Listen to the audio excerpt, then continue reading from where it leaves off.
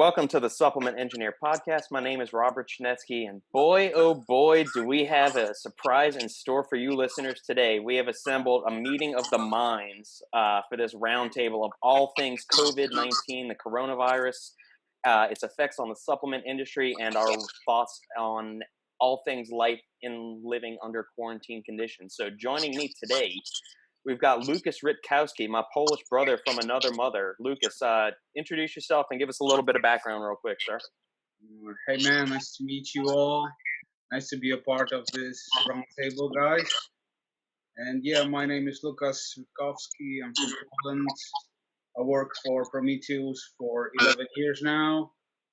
And what else? It's a pleasure to be a part of this great host of people. And yeah, let's talk business and then let's enjoy this time. So that's everything from my side right now. Awesome.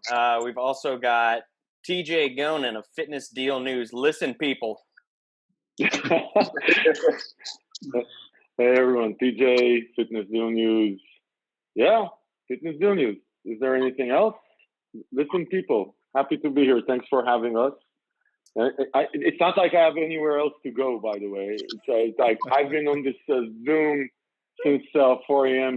Eastern, so this feels right home. Fantastic. We've also got Shane of Stack3D fame.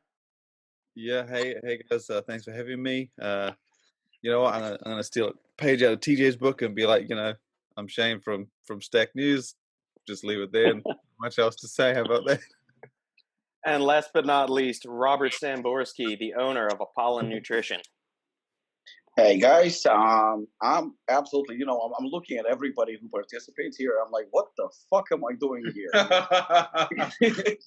We needed someone short, Robert. We just needed someone short. That's it. But you're just, you need like a one of each. So we just needed short. That's it.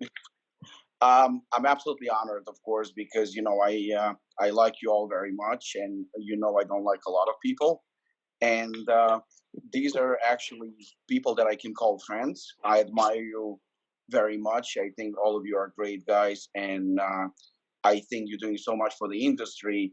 And again, being just being a part of this group is an absolute honor. And let's go. Fantastic. All right.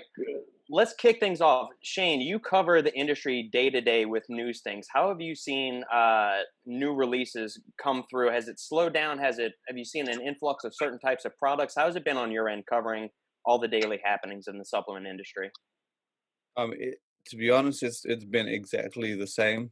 As much as I wanted to have like time off and do nothing or just chill, like I've been working 10 hours, 12 hours a day, pretty much like I had in previous months and weeks. Was a little bit different because we were stuck in travel and stuff. But yeah, I mean, the changes I've seen though would be not really changes, just a lot of stuff coming from Europe, like a lot of stuff. Like I had a brand in Denmark who's lined up like 8 new functional products for April. There was a couple of Swedish brands as well dropping plenty of stuff in March. I have seen the new releases slow down in America, but I wouldn't say that they're not working. They've just been like, we're going to delay this launch till May, and we're still. And then other things will pop up like, oh, instead of doing a greens, we're doing this, or we're working on doing this before that. So a lot of American brands still hard at work, but they're not putting things out, I guess, because maybe later will be better. Mm-hmm. But in Europe, that doesn't seem to be much of. That's interesting because Europe was hit quite hard. Why do you think? Have no idea. I don't want to ask. Like when there was a brand, like I said, the brand had eight products lined up this month. I was like, "You're doing well. That's really." I didn't want to stop and be like, "Hey, what about this?" I was like, "Good on you, man. Kill it." Because, like, I think the other thing is with these functional products, though, is that, in my experience, these are long things. These aren't just come up with them yesterday. These are things that have probably been in the works for a while. So they may just be coming to fruition right now, and there's not much you can do to change that, I guess. Yeah. Especially functional stuff. So Right. maybe it's Yeah. just a schedule, maybe it's just a clash. But I would say Europe is a lot busier right now in terms of like new products, at least on my end, than America. TJ, from the since you've got the retail site and the deal site, I'm going to say the best deal site on the internet for people finding. I use that routinely. What have you seen from your back end, the amount of sales going through on a daily basis, and is there an uptick in any particular demographic of supplements? Yeah, so actually it's interesting because I think I definitely see, we've seen the slowdown in some categories for sure. It's not, it started the last week, I would say, it almost spreads like the virus, because I think at the beginning people are sort of optimistic. Yeah, it's going to be like a 1 week shutdown, 2 week shutdown. It's going to be fine. Oh, there's this great pre-workout on a deal. I'll get it because in 3 weeks I'll be out. I think the level of optimism is starting to go down with time. So there's some like categories, like for example, categories like pre-workouts. You're starting to see the slowdown over the last week or so, I would say. And then, but there's categories, functional foods, to be honest.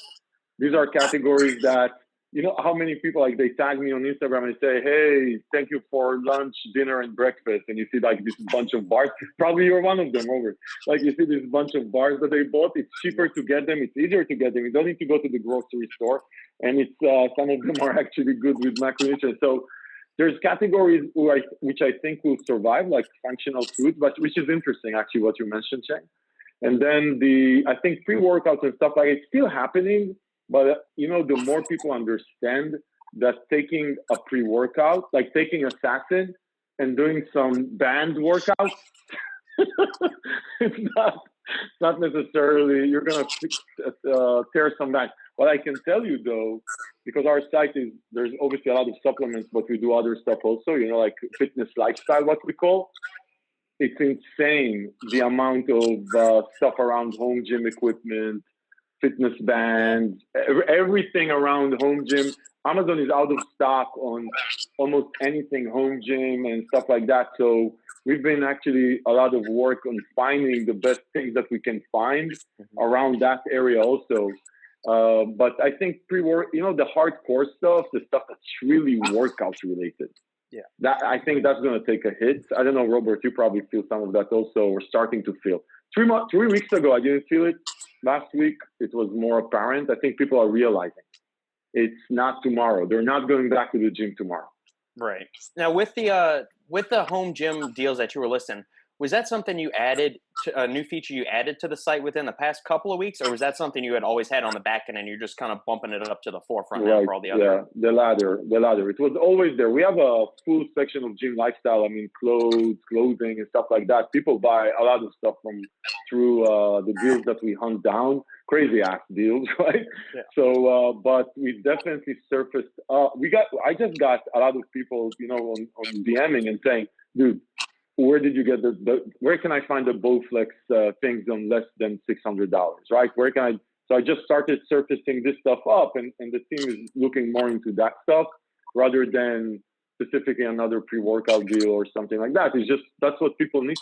It's insane, but that's what they need today, right? Like the fitness bands and the rowing machines and all that stuff that you could do at home. And, we started yesterday. We posted, I think, I called the guys at Beachbody, the guys that do the P90X stuff like that. I said, hey, listen, let's help the people, right? And I'm trying to arrange a deal with them because, again, to get the people to actually, because that's what people need right now. They need the home workout stuff. So yeah, always there, surface it up. Excellent. Lucas, what about on your end, sir? As Prometeus is one of kind of the big dogs out there in Europe, what are you seeing on your end? Yeah, as far as the functional foods, you know, this stuff is exploding nowadays, to be honest, like bars, peanut butters, jerky, all kinds of this stuff is selling very well. But we've noticed like a big drop of sales as far as like, you know, supplements and those kinds of things. People are like not into like, they don't want to invest in supplements. They rather like go with the toilet paper probably right now. But yeah, it's tough nowadays to compete. We've noticed that, you know, we're trying to do some kind of a deals. You know, even the Tibo was postponed, we still decided to do some deals for our partners and make deals for the Tibo. You know, Mm-hmm. so that's something that's, you know, we want to help our partners because we work with lots of accounts, from bigger accounts to smaller accounts, and we want to help everyone basically with the deals and promotions. You know, so offering those kinds of things will definitely help.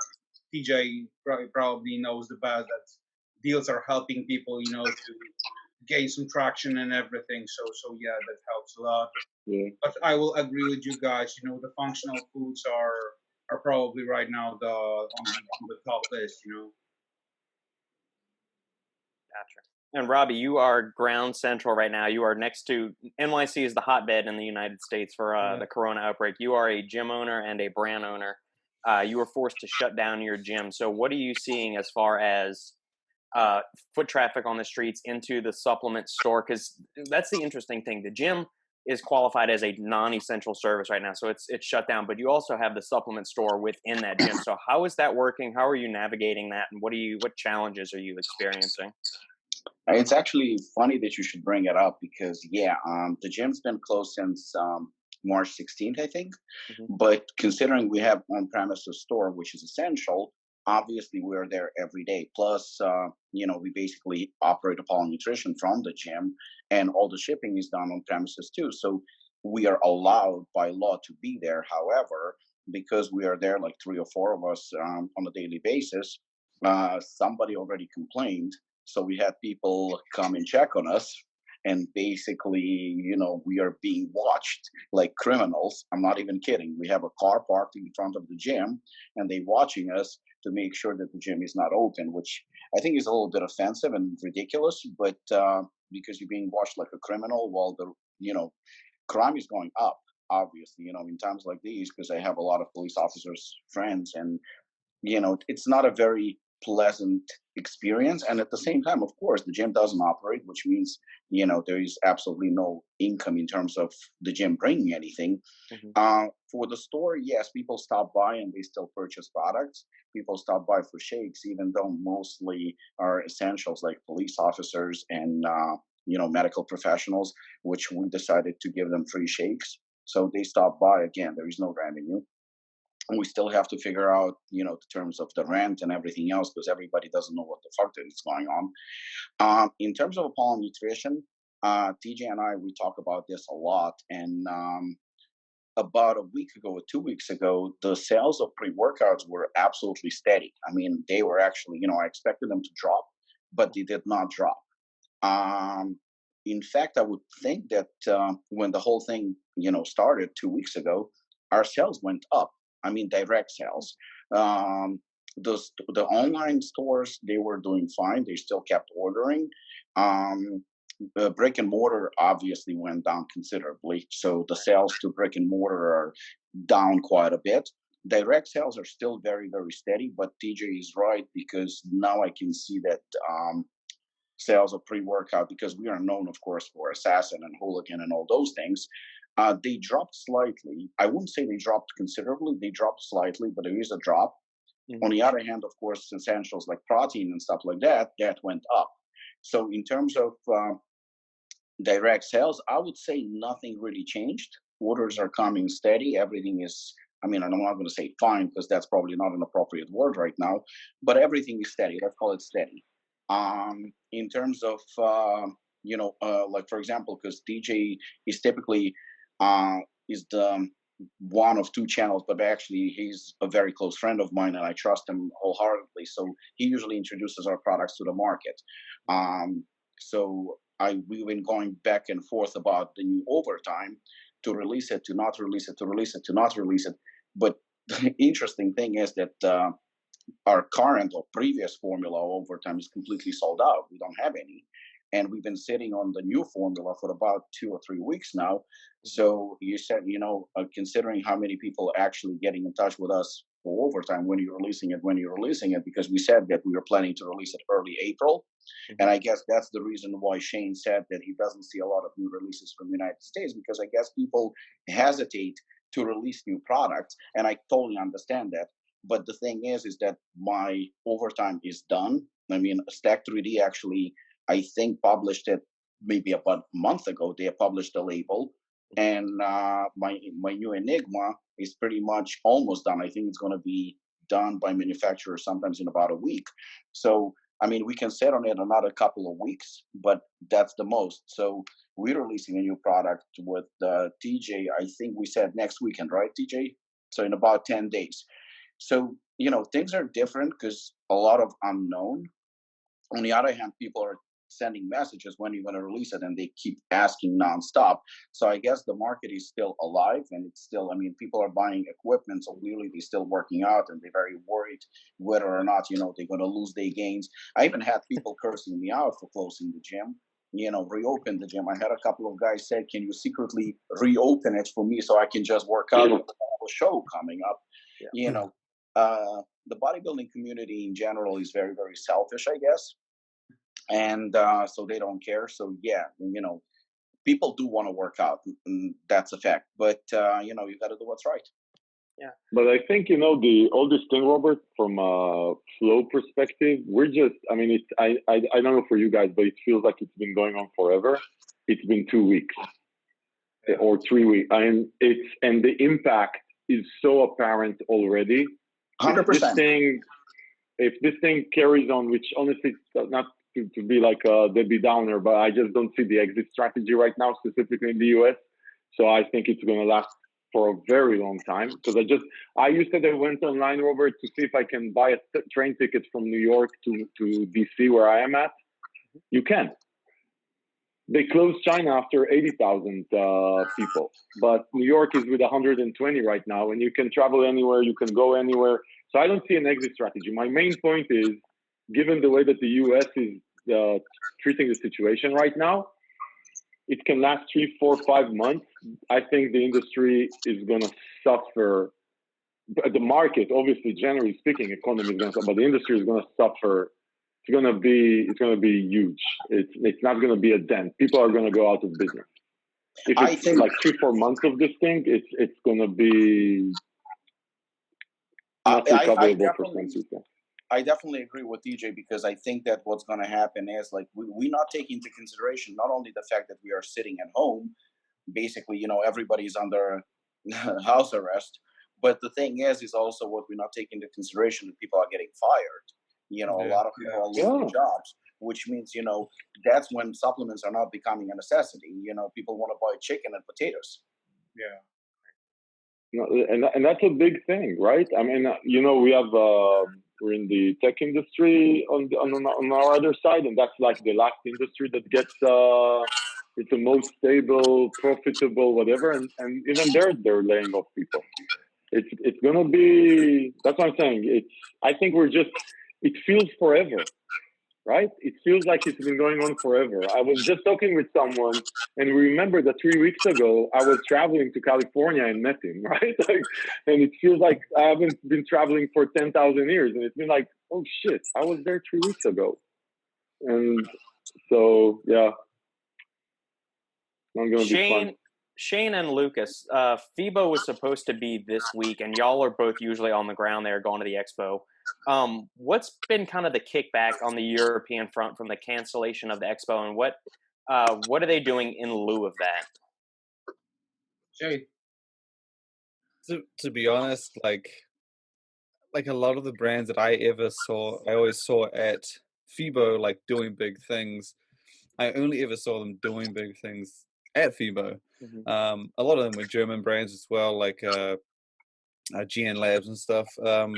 But I haven't really seen anybody who I would typically see at that show doing something big outside of the show. Mm-hmm. That being said, FIBO's this weekend, so I mean, they still may have some stuff up their sleeves. But when I say I've seen a lot of action from Europe, I would probably be saying that in regards to brands who I wouldn't see at FIBO.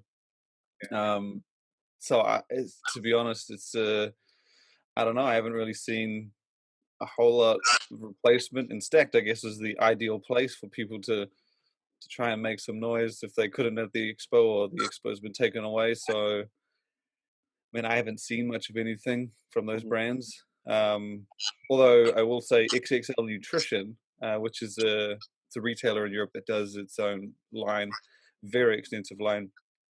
They have had their foot down. They bought a lot of new stuff to FIBO last year, and they've been doing about, off the top of my head, maybe 10 new products in the past month or two, and even more coming. So they're not slowing down in terms of new releases. But that is a very, very big European retailer with its own kind of line. Yeah, Who's I would add to this that, everyone was like super surprised with this entire situation. No one was expecting, that the FIBO will be first like canceled, then postponed, and to be honest, nowadays no one knows exactly how the situation will appear in October. I've heard some rumors that FIBO will be cancelled even this year and will be pushed to April next year. So we shall see. But yeah, I will agree with Shane that most of the brands are always gearing up for the FIBO, for the show, for the event. So they are like preparing themselves, like setting up a booth, doing something different, something unique, preparing like, for example, different products, those kind of things. But yeah, as far as like show's supposed to be super exciting, but Yeah. with the corona and everything, it got people like super surprised. So I think cancel until next year. I said that to you, Lucas. It would be much more ideal. We talked on a daily basis, and you said to me, that show should be canceled. And looking at it right now, I think so that the biggest medicine for the industry right now should be to cancel the entire year, basically. Oh yeah. All the events, basically. Push the body power, push the FIBO, Olympia, cancel all this stuff. Move it to next year, and right now focus on like healing, the ground and basically fighting the coronavirus, so it will be like blown away, and we will start 2021 with a clean slate. They talk about the same language in the stock market now. You hear analysts say 2020 is a dead year. Just ignore 2020. Yeah. There's it's like when companies report, because now the quarter ended, now companies report, they just say, dude, 2020 is a toast year. It's gonna on when you look at the company trajectory over time, just ignore that year. These are 12 months that you should just ignore. And if you look at it, it makes sense. Yeah. Yeah, 100%. We should get a refund from God as far as this year, man. I want that year back. Yeah. Damn it. Everyone was complaining for 2019. I'm like, screw that, man. We need a refund for 2020. Yeah. All right. Given I'll say, given the way that the state of Ohio, city of Columbus, kind of botched the way things were going down with the Arnold, the way that it was kind of canceled, the way that they kind of screwed over the brands that had reserved spaces, and they didn't really give them a quality refund, and then they tried to do a digital expo. Given that, what ramifications do you expect to see, or do you think may happen for the 2021 expos? And do you think by people having a sour experience based on the way the Arnold was, do you think that's going to translate to the other notable shows across the industry for 2021 as well? You know what? From what I've seen, and it's very actually simple. We don't even have to take the supplement industry. If I do something to you, something bad, say for example, you gave me $10, I'm obligated to give you $10 back. And if I can't give it to you today, at least I should apologize and say, Robert, I cannot give you $10 today, but I can give you $10 back in 2 months. At least it's fair because I'm just unable to pay you. For everything, there should be repercussions. So I think it doesn't, I don't think it's necessarily a bad thing. I mean, as long as the organizers and the promoters of the Arnold Classic are taking full responsibility, let's face it, Arnold has money. IFBB have money. Jim Lorimer has money. They have money. They've been profiting off of this for many, many, many years. And, I guess I'm starting shit right now because I might say something very inappropriate or politically incorrect. But the bottom line is pay back.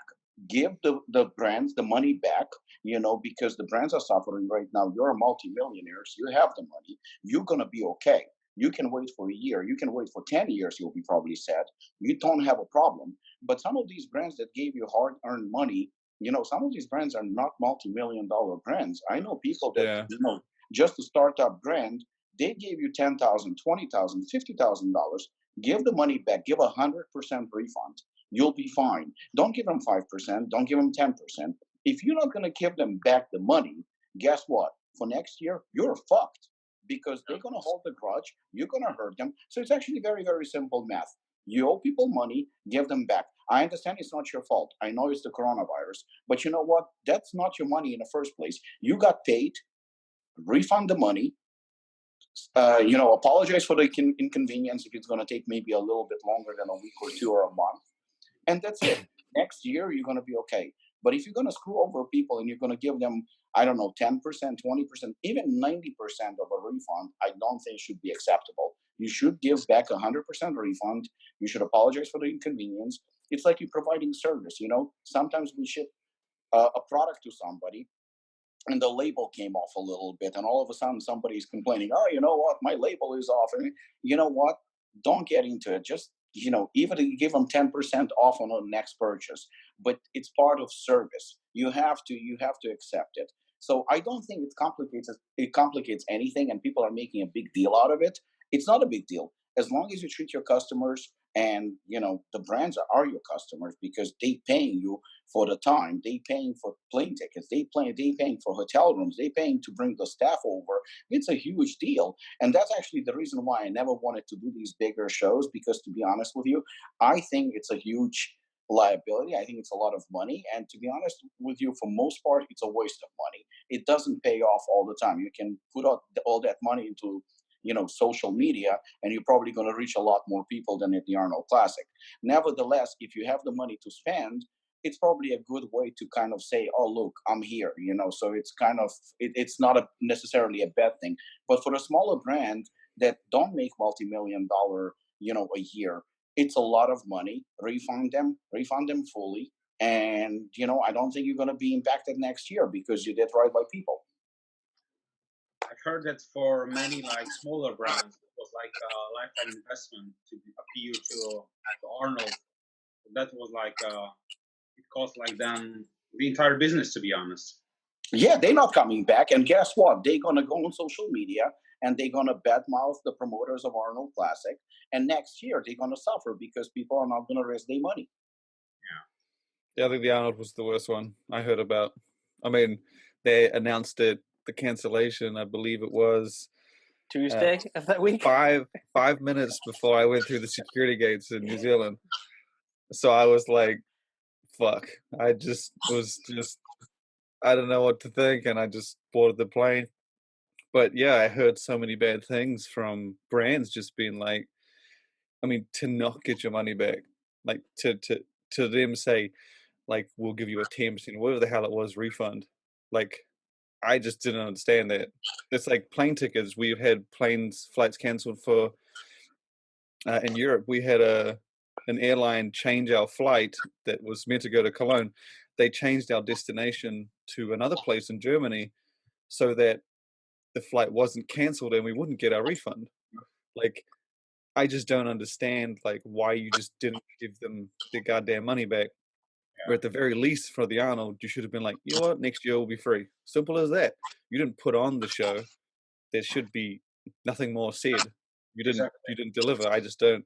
So I wasn't even aware of that. Did they just sent you a message, said the show is off and they kept the money? Like zero refund? Yeah, I saw refunds ridiculous, 5%, 10%. Yeah, 5%. That's what I heard. Yeah. Yeah. Yeah, it was the first that I had saw posted. I think it was wow. Jeff Long had done something. He posted a screenshot of the email that the people from the Arnold sent him and saying, you're getting 10% back on labor costs of your Yeah, food it wasn't even on reservation fee and whatever else. Yeah, it was on. It wasn't even on the whole So thing. the It was booth on itself specific and things. like the really, so not even the space. You didn't get the refund on the space. Nope. No. Nope. What? Yeah, they Yeah, really man. fucked people over. It was bad. But that's the thing. No one sued them. That's the not yet. Not yet. Yeah. DJ, you're giving them ideas. No, but what do you mean? But that's not right. I mean, seriously. I mean, why? How come? You mean like a big brand that got screwed off for whatever $100,000 for space didn't like put a lawyer there, send them a letter, and said, "Hey, I'm going to sue your ass." I mean, the Arnold was meant to be a month ago. I reckon it's coming. Yeah, I mean, the court documents may just not have been released yet, but there's something brewing. We'll hear about it. I'm sure, you know, I mean, it's going to be on Shane's site, so we'll see it soon enough. Outrageous. I reckon. That's outrageous. I don't think they will probably sue them like now. They'll probably wait until it's over. But the Arnold was the only one I heard like that. FIBO, I think, their reputation, they postponed very early. Yeah. At least compared to the Arnold. And Was Arnold's like just set this bad example. 1 month earlier or something.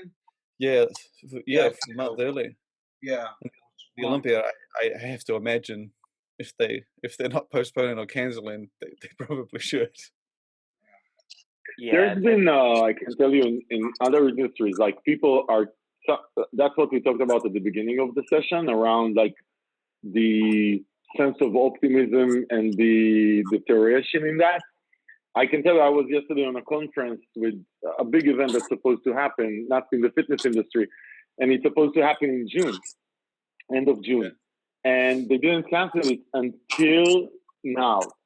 And people are like, and theoretically you're supposed to sign up and sponsorship and all that shit. And people are saying, should we cancel? It's like, come on, people. Who the hell is going to go on a plane and spend time with 10,000 people in June? Are you guys crazy? So they're going to cancel. I think people are still prolonging, like, you saw that thing with the Olympics, right? They only canceled the Olympics like a week and a half ago or whatever. And it was supposed to be now, no? Or whenever, I don't know, August. July 24th. I think people are somehow optimistic that the world is going to come into order in like 2 seconds. Oh, they found it. That's it. Okay, we're good. That's not going to happen. Olympia, I doubt it. Any of these things, really. Football season, God help us. Life is so empty. Exactly. I will be pissed if LSU's football season and the Saints football season is canceled because of this. I mean, Are you still thinking it will happen, Robert? Come on.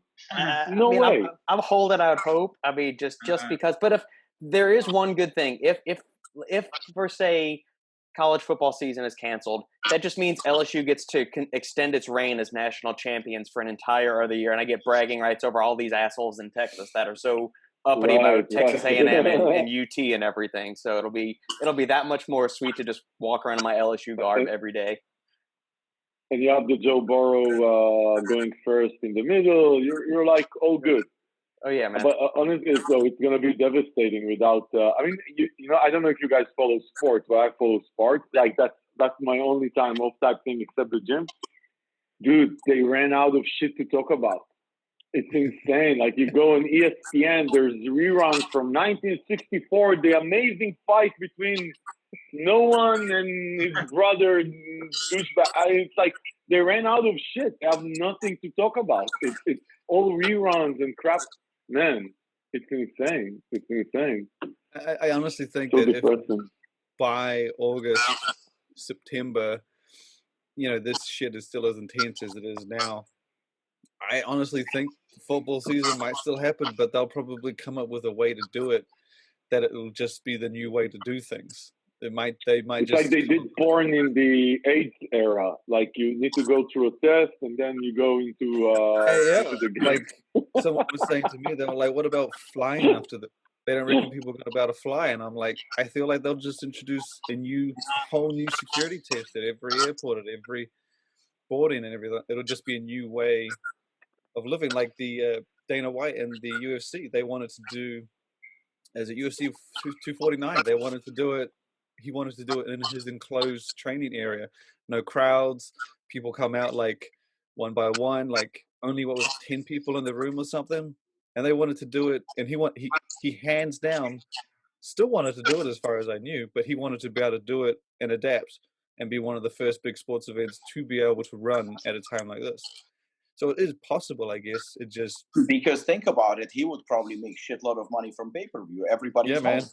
I'll pay it. I was prepared to pay it. Khabib doesn't seem like he's going, but I think whoever they get to replace, I think I'll still pay it. I actually think they would make more money doing it that way than having a whole audience, because all the bars are closed. Everybody's closed right now. Exactly. Yeah, and now everybody's so struggling. I mean, you just want to see something. I would definitely pay for it. By the way, they're coming up with this totally not supplement related, but they're coming up with this 5 minutes test. So you have it actually was released. ID something Abbott. But so maybe NFL games will be like that. I don't know, but it's like tests positive in 5 minutes, and then 13 minutes they get 5 minutes, 13 minutes for yeah. I mean, I don't know if that's a good thing that we're now going to know much sooner. If so, they're going to test much faster. Like it may. I'm actually good with that, because yesterday I was going around the neighborhood and my wife and I were walking, and someone comes across. It's so funny right now, right? You go in the street, you go on one side of the street, and you see a person coming out, and you start like going to the other side, and then another guy comes from the other side and say, "Okay, shit, what do I do now?" You go in the middle, and then you go and you start like my wife goes like, she stops breathing. You know, this is funny, but at the same time, it's very sad, because think about it. Two people that are getting tested positive, they meet on the street, and one goes, "Oh my God, you know, I'm positive. I'm positive too. How long did it take you to get your test? 3 days. I got it in 5. I win." Yeah, it's my concern, I guess, is the dangerous precedent all of this is happening. So we basically pushed the pause button on life because of this outbreak, this pandemic.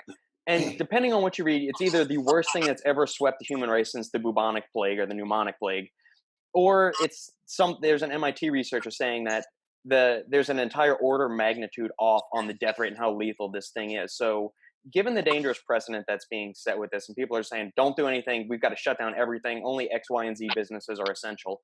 You know, what happens next year if there's a new strain of avian bird flu or H1N1 or something? I mean, are we going to see this every 5 to 10 years, every time there's some new superbug that comes out of China or something?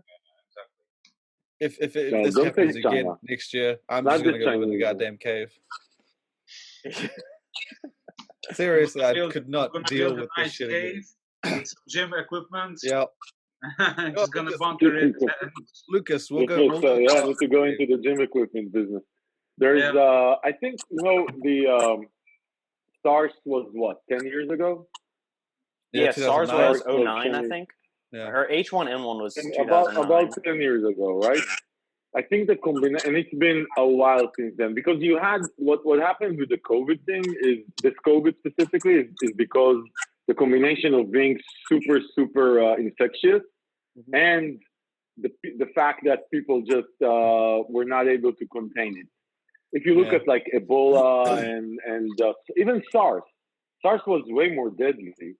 And actually it was in your region, right, Shane? But like SARS was more deadly, but it wasn't so infectious. This shit, it's so easy to spread. So I think the combination is what's scary. I mean, you'll have stuff like Ebola and stuff. By the way, go check out the TED Talk that Bill Gates did like 5 years ago about this topic. He talked about this topic exactly. He literally, like, it looks like he did it in the middle of this thing. I don't know if it will happen every 5 to 10 years, and but I think that I'm going to tell my grandkids about this. This is a very strange experience. I can tell you right now, if it happens again in 10 years, we'll be. I only hope we are much more prepared and much more open to how serious it is than we are now, or just the whole world. Yeah. I mean, we closed. Yeah, I mean, 3 weeks ago. 3 weeks ago, the president said it's like a flu. So. Yeah. Okay. Trump re-rolls are pretty funny. I can tell you that. I don't know if it's the same in America, but like outside, it's just we don't see the serious stuff. We see like something he said 1 week, 3 weeks ago, then something he said this week, and it's just the polar opposite. Yeah. And it's just Oh, that's yeah. all I'm Oh, saying. sometimes it's the same day. What do you mean? It can be the same 5 minutes even. It doesn't. It was his. He's a day trader. The speech I saw was on Facebook, and he said he was talking about South Korea. And he said how much he knew about South Korea, and that the population of Seoul was 38 million, and it was actually 9. And he was, I was just laughing. It was hilarious. But Listen, Shane, I sent it to Robert, right? I sent you that linguistic guy. Did I send it to you, Robert? Yep. So he analyzes the stuff that he says. It's hilarious anyway. He says, like, every time he says most people don't know, it actually means that he just learned about it. So check it out, actually, because you go back to the clip and it so fits. You see that anyway, but I think so. You probably just learned about South Korea. But anyway, So you I'm should gonna take some overtime and focus. There you go. Yeah, well, that's one supplement I would expect to see an uptick in, since everybody's got to work from home today. In addition to the functional foods and like the green supplements, will we start seeing an increase in nootropics and other kind of productivity supplements on the market, since people need to be able to get in the groove to get shit done during the day? I think you're right. I found myself use it more often now, just because I'm like, you need to stay in front of a camera all day or whatever. And I think so. I think it's gonna happen with that. You see greens, everything that smells like hell, right? Everything that smells like immune system support. Robert and I were chatting about immune system support, greens, all that stuff. Suddenly everybody is healthy, because when you look at you see that fat people die, so you might as well go and eat clean, right? It's Yeah, you know what, guys? focus and eat some greens. Nowadays, you can see this trend like pro health supplements. So basically, everyone wants to jump on this bandwagon and use it to his advantage as much as he can. For some brands, it's like super shady moves, but for others, it's transparent, and they, want to offer some people some, like, I would say, like a hope in a pill or something. So basically, we can see, for example, like tons of vitamin C, echinacea, those kind of things, that boost immune system, and big slogans like, take this to support your immune system and everything. I don't like this kind of like marketing, especially nowadays. But yeah, I can tell you that we see it nowadays that pro health supplements are selling a lot. Yeah. Besides, of course, the functional foods and those kinds of things, But yeah, that's. But people are, Lucas, people are gonna buy it. It's not, I get that the marketing seems a bit like off, but whether you market it or someone else is gonna market it, people are gonna go crazy. I actually checked Google Trends for how many people search for immune system support supplements. Yeah. It went up 5 times. So people are gonna buy it, whether you market it, someone else markets it. It looks shady and sort of like ambulance chasing, but in reality, someone's gonna buy it. Might as well sell them something good. I think we were. So, I understand, Lucas. Like, I was hesitant to put out a headline being like, in light of COVID-19, immune support supplements are 50% off. I just was reluctant to share anything in that realm. So if you read any story on Stack, I specifically have not wanted to mention greens or immune health and COVID-19 in the same sentence. I just wanted it to be like, if you're looking for it, then here it is. But I didn't want to say, you need this because of this. I was just very, I'm reluctant. But to be honest, at the same time, I think greens and essentials and health supplements were already kind of a trend that I had seen since mid last year. A lot of companies were doing greens all of a sudden. A lot of companies were doing premium multivitamins, all-in-one health stuff, like collagens were on the way up, already like way on the way up. And then with this, it's just added immune support to greens. It's just added extra highlight to these products. Yeah. And then you've got, you do have your brands like NutriBio, who's coming out with a lot of immune-specific supplements. But a lot of these greens, I think, like Core, for example, they already had a greens on their schedule a few months ago, and they've just shifted it up. So it's not like they were putting it together for this. Rocket Nutrition in Germany, they're doing a greens. They're dropping a greens this tomorrow.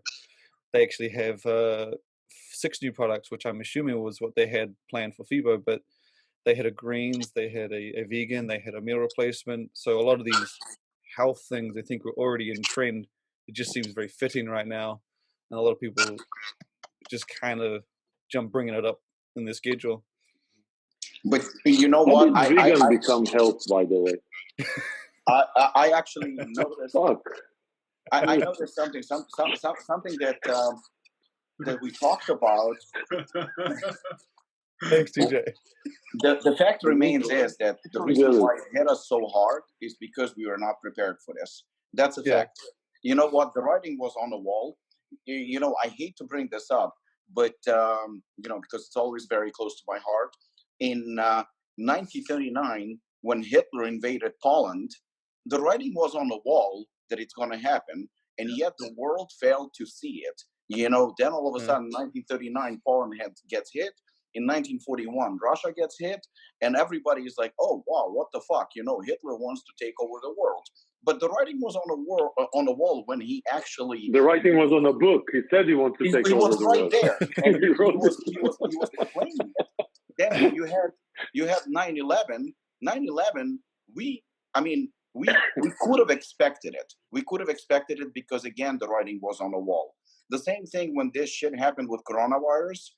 You know, once it started popping up in China, they have over 1 billion people that live there. There are a shitload of planes that fly all over the world. We should have been better prepared for it. You know, you should have seen, oh, wow, it spreads like every day in China. There was like hundreds, if not thousands more were getting infected. At that point, China should have been completely blocked from all over the world. You know, so everything that we typically react, we are late. Now United States struggles with masks. Now United States struggles with, you know, with meds, with hospitals, with everything else, because we always late. Because the politicians, you know, they fighting each other. Who's going to be the next president, rather than actually helping people? And when it comes to supplements, I think the U.S. now though is an extreme scenario, right, Robert? Because I you know, to be honest, I was in Thailand when it broke. You remember, I was in Thailand when it broke. Yeah. And January, like beginning of January. Anyway, long story short, my wife called me. She says, "Hey, I'm listening about this thing," and I said, "Fuck that. That's like a flu." Like,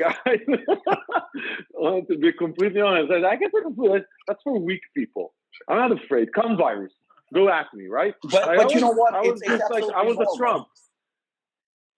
But what I'm saying is the fact that some still today treat it. The fact that you can still travel from New York, like I said, that is crazy. 2 months ago, I was one of these morons. It's you know what? It's typical for us to react that way. We all react that way, and like I said, it's not just, you know, somebody else. You know, we typically are late for things, and you know what? Right now, you see a lot of immune boosting supplements all of a sudden coming out. You know what? If your immune system sucks right now because you've been abusing it for years, are you really going to do anything with supplements? I just actually read something today that was released in January. From it was a research in Harvard University, and they said that basically, you know what, you can take vitamin C and you can take everything. It doesn't do shit for you. It doesn't do shit for you. It helps very, very little, because at the end of the day, your immune system is responsible about your lifestyle, how you've been eating, how you've been sleeping, how you've been resting. You know, if you're stressed. So, I mean, Robert probably can attest to this better than anyone else. You know, now we're jumping, oh, let's strengthen my immune system. Well, guess what? Eating McDonald's and sleeping 3 hours a night because you're partying nonstop and being fat and stressed all the time, your immune system is kind of fucked. But Robert, this is the Diet Coke situation. I think the whole industry is built on the Diet Coke mantra, right? Where people go and they eat like this fat fucking burger and 10,000 slices of pizza and drink a Diet Coke. And you say, dude, are you out of your mind? You just had like 5,000 calories. What's with the Diet Coke? Says, I saved 100. right? Yeah. So Yeah, it's exactly so the same it's problem. exactly that. It says it's not gonna hurt. What will I get? Like 0.0000001%. It's better than zero. Let's go at it. But that's the Yeah. mindset. We have a whole industry that's built on that Yeah. micro improvement. So I'm not surprised with the immune support stuff. That's true. I think 100% even if it true. increased you 1%, I think people, even if it's 0.5%, people would want that. I think Yeah. people would look for that. Of course. You'd pay money for that. People want easy wins, right? Like if you come to someone now and say, hey, listen, this thing, when I do fat burners reviews, right? I say it's consistent. I said, hey, this shit will help you 50, 100 calories a day, top case scenario. You can't go eat fucking pizza and like drink 17 pills and you're going to be fine. Yeah. It's not going to work. It's an aid, right? But people for 50, like, I'm telling you, I know it. I do a review, people hear, oh, 50 calories? Damn it, I'll buy two. because it's 50 for free. It's like it didn't work for the 50. So yeah, they'll take it. So I think with this thing also, people will do a lot for 1%, 0.5%, or the promise of. I mean, it's like cosmetics, right? Like this wrinkle shit. People buy like, seriously, if someone actually invented something that removes wrinkles, you think it wouldn't be like $1 billion a bottle? And people buy all this shit. This shit is commercial. It's like the promise. I mean, people need hope, baby. TJ needs a beauty supplement, and the tagline can be. I'm seriously thinking about it. Listen, women. Yeah, with fat burners, it's very. I mean, the best question that you get is, will it get me shredded? Well, how about dieting? How about exercising? How about doing cardio? I think I always phrase the weight loss products as the benefits that support. Like, if you can actually have appetite suppression, then it's going to help you not eat or overeat. If you gives you energy, it's going to help you get off your ass and do cardio, and it gives you these benefits to achieve better weight loss. But if you just sit on your ass and don't do anything and still eat the same shit, then it does absolutely nothing. Mean, you're going to be shaking in your couch. That's really all there is to it. And then it's an aid, right? It's an aid. Yeah, you need the benefits help propel you to better weight loss. They don't give you the weight loss. Yeah, exactly. It's but people listen. It's not just this industry. There's so many industries that are built on hope. Oh yeah, right. Hope and laziness.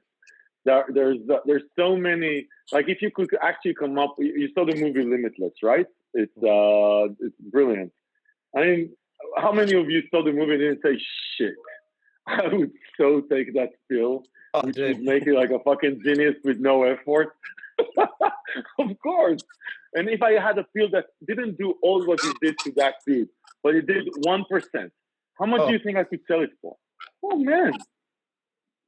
And if I had like some sort of sketchy research that I did on 5 knuckleheads in Albania, and they improved their brain function by 0.00001% compared to a placebo that was made of dog shit. And yeah, of course, people will still buy it because there's 0.00001% and it's free. People need hope. I think you just described. That's why I like the pre-workout industry. It's in your face, right? That's why, honestly, that's why pre-workouts. That's why I'm so fond of pre-workouts or nootropics. There's no doubt, no bullshit, no research. Yeah. Fuck all that shit. You take it. How did you feel? Boom. In your face. That's why I always say labels are just labels. Yeah, this does this. There's Richard. Dude, seriously. Take it. What did you feel? How did it hit you? Oh my God, it hit me really right. Did it matter what was in the research? It did or it didn't. So that, but people will do a lot for 0.001% chance, being you. Yeah, I think you just hit the nail on the head with that 0.001% in a dog shit study. That's why On Its Alpha Brain has got so much hype behind it, because it does the profile is garbage. It's prop blended. I think the only thing that's actually doing anything in there is huperzine and caffeine, but it's got this elevated status that is the supreme nootropic, and there are so many other greater formulas out there on the market, and I just. Yeah, that you hit the nail right there on the head, TJ. It's ridiculous. Yeah, all you need is a chart. Listen, 99% of people, they never really read. They don't do what you do, Robert, or what. they say, oh, there's research behind this, right? And how many times did your wife come in and say, oh, I read that you shouldn't be eating this, right? And there was some fucking knucklehead wrote some headline based on shit, based on nothing. But it was somewhere written, that's it, done. With this hand washing shit. Were you in this thing? Did you guys go through this? It's 20 seconds. I just read yesterday, it's 40 seconds. Oh, I just read today, it's 60 seconds. Oh, now it's 2 minutes. You know what? It's 20 seconds again. Who the fuck does this research with the hand washing shit? Where did they do that? What did they compare it to? But anyway, you just need to write it, have the word research, say it was controlled compared to dog shit. You're fine. You're gonna sell. Yeah. You know what, TJ, if you make a supplement company, I will buy it. I can tell you right. Me too. I'm investing. You should call it 0.01%. Better than dog shit. Listen, people. It's the 0.01% people, and it's much better than dog shit. That's the value proposition.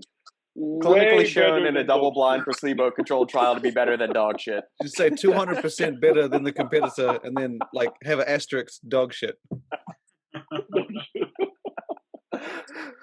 Oh, since we're on the topic of our users love it. Since we're on the topic of supplement reviews, I want to delve into this topic a little bit more. So TJ, you do a lot of supplement reviews. I've done my fair share. Shane, you've got a team of people that do them on the site. Robbie and Lucas, you send products to people for reviews. And now each of us, we've established good relationships in this industry. Sometimes we get products from people that we have a good personal relationship with that extends beyond just the business relationship. And other times we get them from companies that we might think their products are dog shit, but we can hold that in a little bit more unbiased light. How do you, as a supplement reviewer, try to maintain your unbiased nature, your impartiality, and convey that to the listener while they may know that, hey, you're actually on good terms with these companies? Right. Yeah.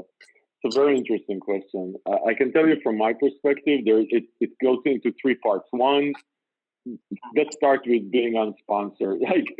The problem is when money starts moving, you get paid to do a review. That is a big ass issue, right? So I think that you should first separate hey, am I paid to do an honest review, or am I media channel, advertising channel, whatever? So that's number one. So that makes it life much easier, I have to say. Because we, person on FDN, never paid. We don't and people trust me, would love to pay to get the exposure, but it's not worth it. So that's number one. That makes life easier. Now, on a personal relationship stuff, I have to be completely honest. There's sometimes I just did a Glaxton review. Mm-hmm. The specimen, and there was a lot of good buzz around it, and I didn't like it. I thought the formula was off. I just didn't like it. Really nice guy. Awesome company, by the way. Nice guys, amazing branding. They're doing really nice. And I have to give it to them, by the way. The CEO called me a day after, and he said, dude, I appreciate you. I appreciate the feedback. I appreciate this. Try this. Maybe try our other products and see what you think. I hope you like it. So I think that, and dude, I'm going to try his other products. If they suck, I'm going to say that they suck. I'm not going to do that. With Robert, it's a bit different. And there's, Robert, there's only a couple that would say, hey, try this before they launch it. And Robert heard from me on 2 versions of Assassin that I didn't like before the last one. So on the samples, I said, dude, no, I don't feel it. So that makes life also easier. So I get free. But I think sometimes it's awkward, but I think if you're standing there on a channel and you're saying something that is a fucking ad, say it's an ad. Yeah. Just say it's an ad. It pisses the shit out of me. There's a couple, there's not a lot, but there's a couple of super sponsored channels on YouTube. It just pisses honestly, it's beyond me. It's like watching Trump talk. That's how I feel. It's like, Enough. Just enough. And stop looking surprised and impressed. Stop. Seriously, stop. Oh, they launched a vitamin C. Oh my God. How did they do that? How did they get the label to be green on that vitamin fucking C shit? Oh my, these people are unfucking believable. People, did you see that shit? It's a vitamin C. And the label is green. Unbelievable. No, seriously. What the fuck? So, No, you were right. did I go too far here? You're right. Robert, you said TJ. No, you said TJ was going to do it. You're right. I told you he's gonna start shit. That's right. the goal. All right, so go ahead, Shane. What were you saying? An hour ago, we just starting. To be honest, I agree. I have to agree with TJ. Like, we don't do too many reviews. I try and keep them to like maybe 1 or 2 a week. I haven't done any for a while because we were like stuck in the middle of fucking nowhere. But it's you just have to not care. I think. Like, I've probably lost maybe 3 or 4, maybe 5 good friends or relatively good friends because like I reviewed something and like it wasn't like licking their asshole and they just like, you know, hit me up. That's it. No more free stuff. No more. Like, I've been in contact with a big brand. I'll say a big European brand. And they sent me a couple of functional products and I reviewed one. Was really good. Second one was really good. And I didn't pick up on it. I didn't think there's anything to it. They sent the third one and I was like, oh, it was kind of shit. I didn't say shit, but like it was not that great. Mm-hmm. And then when the next one came out, I said, hey, do you guys want to send this one? This one looks really good. And then they flat out asked me, and I saved the email. I said, they were like, oh, haha, is it going to be as good as the last one, the review? And I was like, well, I haven't tried it yet. How am I going to know? And they're like, well, if you say something kind of nice, we can send it to you. And I'm like, but how am I going to know until I try it? And then we went back and forth, and I'm like, but they were just like pretending it was a joke, but like subliminally being like serious. And I'm like, fucking hell. So I saved this and I was like, well, don't send it to me. I'll buy it and then I'll let you know.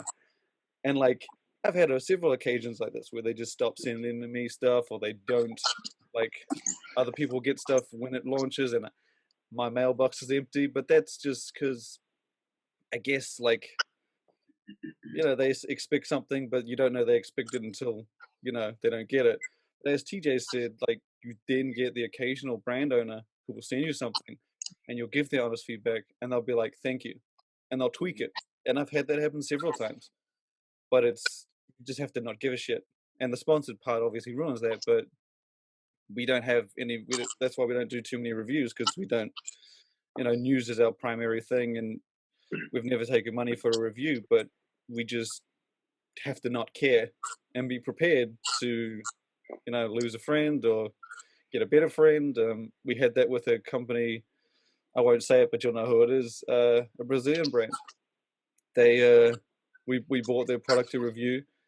Literally the day after we bought it, they were like, hey, can we, you know, pay for this and pay for that? And I just was like, didn't reply, because I already tried the product and it was shit and everyone wanted to know what it was like. But I was, you know, I think you just have to not care, and not care if you have no money tomorrow or whatever. You just have to not care. And we've always gone with that. And yeah, just not care about what people think. You know what? I'm going to add to this, and I think that this actually has to do with TJ in a way, because we started our brand about 5 years ago. So in the beginning, you know, I was watching some reviews. I didn't think that we were ready, even though I always was proud of our brand, but I didn't think we were ready for reviews. I didn't know much about reviews. And it seemed to me like every review that I came across, every product was fucking great. I'm looking at the label and I see that this is shit, yet the review channel is saying that this is fucking great. So I remember being in Los Angeles and I was in a parking lot and I stumbled. I didn't even know who TJ was. I stumbled upon review, and he was reviewing, since we're trying to be nice, I'll try to be as nice as I can. He was reviewing a product by a very, very popular brand that everybody's kissing ass. So I'm like, okay, I'm bored. I have Oh, some I time. know which one you're talking about. The NutraBio protein one I Oh did. my god! That's my only, listen, I have Well, like 97% likes. This one has 20% dislikes because of all the NutraBio ass kissers okay, so yeah, disliking a it was, video where I said it tastes like dog shit because it tasted like dog shit. you know, and when Anyway, I go saw ahead. the review, like I couldn't personally believe that anyone would dare to say that. I had to show it to a friend of mine, and I'm like, look at this fucking lunatic. He is crazy, you know. And then I was like, you know what?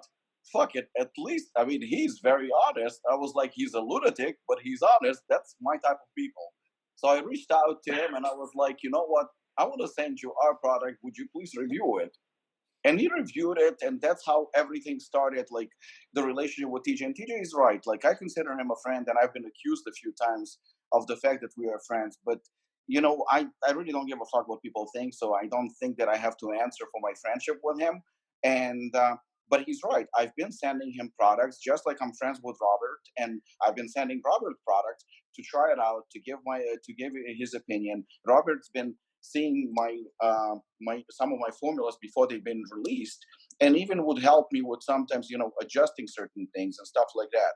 And yes, when Assassin was about to get released, considering there was no DMA, no DMHA, and knowing TJ, I was like, you know what? Let me send him a couple of samples, and he didn't like it. He didn't like it, and he told me he didn't like it. Was I upset? No, I wasn't upset, because the thing is, it was coming from not a review channel. It was coming from a friend who wanted to help, genuinely wanted to help. And, you know, it helped me, along with Robert's advice, it helped me formulate something that is literally I'm proud of. So, you know, the thing is again, as DJ mentioned, I don't have a problem with somebody advertising a product. I really don't. You know what? And I don't have a problem with people making money. And I stated it many, many times. In fact, I was encouraging, and Robert will attest to it, I was encouraging Robert to start getting sponsorship for his channel. And I think there's absolutely nothing wrong, because look, nobody sends Robert any product with proprietary blend and garbage and stuff like that, because they know he's very knowledgeable when it comes to supplements. He's very knowledgeable when it comes to ingredients, and they don't want him to say that the product's shit, you know. But there are certain companies, they will promote a product that is good, and they will say it's good, and then right next to it there's going to be a product that is dog shit, and they're still going to say that it's good, you know. So it's just not the way. If you're a reviewer, review the products. If you are marketing, if you're media, if you're doing something like that, if you're a channel too that gets paid officially, again, there is nothing wrong with it. You know, we're watching advertisements on television, and they always say how great a product is, but we know those are paid actors. They're getting paid. They're not necessarily bad products, because it creates product awareness. And, you know, TJ says often labels are labels. And it's absolutely true, because sometimes you can have a very, very good combination of, I mean, not a good combination, but combination of ingredients that is, you know, fully transparent, but it doesn't work. It just doesn't work. Maybe something is underdosed, or something doesn't work in synergy. For example, Robert and I just discussed about citrulline. What was it? Nitrogen, right? Yeah, nitrosamine and citrulline. Yeah. And Robert actually pointed out, and I'm grateful for that. He goes to me, why would you want two of those ingredients in a product if they basically do the same shit? You know, so clearly labels are just labels. But at the same time, when I see a review channel heavily promoting, saying that it's like the next best thing, they promoting a product that is a proprietary blend crap with nothing in it, and yet I have to pay double, triple, quadruple for a decent product, for a great product, you know, fully dosed and everything else. Does it hurt my feelings? Yes, it hurts my feelings, especially when that review channel doesn't admit that they get paid to promote shit product.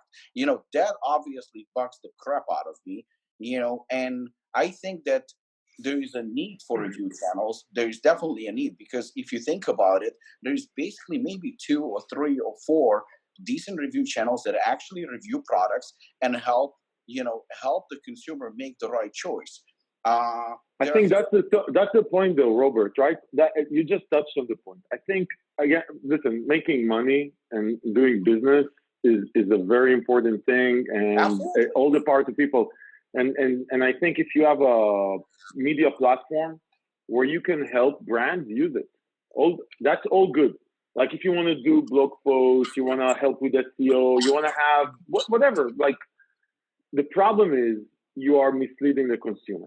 You just touched on it. You're literally misleading the consumer. If you go on a review and you're saying something, or you're over-promising, or you're celebrating some fucking formula just because you're getting paid to do it, and people are watching it, when they're Googling something review, and your shit comes up, and they're going to believe you and buy this thing. Now, if you're not giving that's consumer, you're misleading the consumer. I went, one of my videos, I went total apeshit on C4 Extreme. Like full total fucking apeshit. Because, and again, because it was over promising. There were so many reviews out there that were positive about this piece of shit. And it drives me nuts because people see them and they go and they buy. And they go and they spend money on something because your review was the first there that said that, oh yeah, the flavors was amazing. How do you do that flavor so amazing for an extreme bullshit? So, but that's the problem. It's misleading the consumer. Make money. No problem whatsoever. Be a media platform, provide exposure, talk about whatever, interview the owner, asking, all good. But tell him that this is great or the best. Or your top 5 is always the fucking 5 brands that are paying you, then that's the problem. Because you're misleading the consumer. Because the consumer, when he Googles, he doesn't know. You just said something that I agree with. Because the thing is like, everybody knows, and Robert and I talked about it, everybody knows Dave Palumbo. Dave Palumbo either owns or co-owns something like that, Species Nutrition. So that's his brand, you know, but he has his own channel, YouTube channel, RX Muscle, that is pretty popular. A lot of bodybuilders watch that channel. And I have to admit, he's well-spoken. He knows his shit. Every time you have a show, he says he starts the show with this segment sponsored by so-and-so company. You know, so he basically admits that he got paid. And, you know, I paid myself. I don't remember how much it was. But I think I advertised with him 2 or 3 times. I'm not ashamed of it. I've done nothing wrong. But why not? He started a show, and he was like, this show is sponsored by Apollon Nutrition. You know, everybody knows that. You know that I paid him. Everybody knows. But the thing is he helped me reach thousands and thousands and thousands of viewers. Yeah, so Redcon One does a lot. You used to do a lot with him, but that's totally fine. Sponsored. Yeah, sponsored. Once you say this is sponsored, it's fine. It's fine. The problem is the consumers see. I'm telling. We're in the social. People Google. They don't know who you are. They don't know. They Google. They see a review. They look at your review. They say, because think about it. So I deal a lot with this stuff, Shane. Also, people go when they Google something in a review, they're just about to buy. They're a minute from buying. When someone goes in and he says whatever C4 Extreme review, he's just about to buy. Whatever he's reading, if he's running into your sponsored blog post or into your YouTube video, that's a second before he buys. That's it. That's the buying decision. So if you did a fake review because you got paid, you just stole the man's money. That's it. That's when people Google review. They don't Google review for fun, to watch reviews, except unless they're funny. But assuming they're not just funny, they're going to Google and watch it before they buy. That's the problem with this whole thing. That is the problem. To be honest, I had to touch on. Robert, did you expect this to go to a shit show like this? Seriously, was that the plan? Oh yeah. You vicious devil, you demonian. Why do you think he invited 5 people on this? If he wanted just an average show, he would have got like 2 or 3, but he's got 5. Exactly. Just wanted to be a shit show. It was like just to be sure, let's add in TJ, let's add in Shane. Yeah, but you know what? Going back to this, why is Stack3D? Why is Shane so popular? Why is TJ so popular? The reason is very actually simple, because I mean, Shane provides information, very, very crucial information about the new brands that are coming out, new products that are coming out. He doesn't have to do it through a shitty way. He doesn't act like a prima donna. He doesn't act like he's a superstar or anything like that. I remember when Lucas introduced me to Shane, I was like, I always admired Stack3D, and I thought it's a great platform. I always wanted to be there. But to me, Shane was somebody really above pretty much everybody else because it's such an important platform. When I got to know and good looking, by the way, just as we said. I mean, that helps. But when I got to talk to him, he's actually very simple guy, easy to talk to. He doesn't pretend to be somebody he's not. And the same goes for TJ. TJ actually reviews the product. He has his catchphrases. He reviews the product, and if the product is not good, he will say it's not good. And I like the fact that he emphasizes pretty much all the time that if he doesn't like something like the taste, he says he doesn't like the taste. But the truth is, he doesn't emphasize taste above all, especially with pre-workouts, because we all have Who different... the fuck cares about taste in a pre-workout? What the hell is that shit? How do people spend like 3 minutes on a fucking review for a pre-workout full of drugs that would kill your mother? And oh my God, it doesn't taste well. So fucking pussy. But it's so I just don't get that stupid. shit. 3 minutes on a pre, oh my God, it's not, come on, dude, you're drinking like freaking Lizol or whatever you call that shit. It's insane. Lizol. Well, they're trying flavors and saying whether the flavor is good or not. Flavor of a pre-workout loaded with fucking stems that taste like shit, and yet everybody is arguing whether it tastes good or not. You know, it should taste a little bit better. Who the fuck cares? And not only that, it should taste a bit better than shit. Let's say that shit is here, it should taste a bit better than shit. That's it. Once it's a bit better than shit, it's bonus. That's it. And let's not forget, everybody is different when it comes to taste. Something that I might like, you might dislike. Yeah. That's the flavor for TJ's pre-workout supplement line that he launches. That's the flavor, just a bit better than shit. To be fair, he's upgraded from dog shit. Now it's just shit. Just human shit. Right. There we go. I think, yeah, exactly. Drink more shit. That's the. Yeah, but I still think that the reviews that are like putting on the webs are so misleading. And people are like trying to put their spin into it, but at the same time they're like copying people, and they're not that good.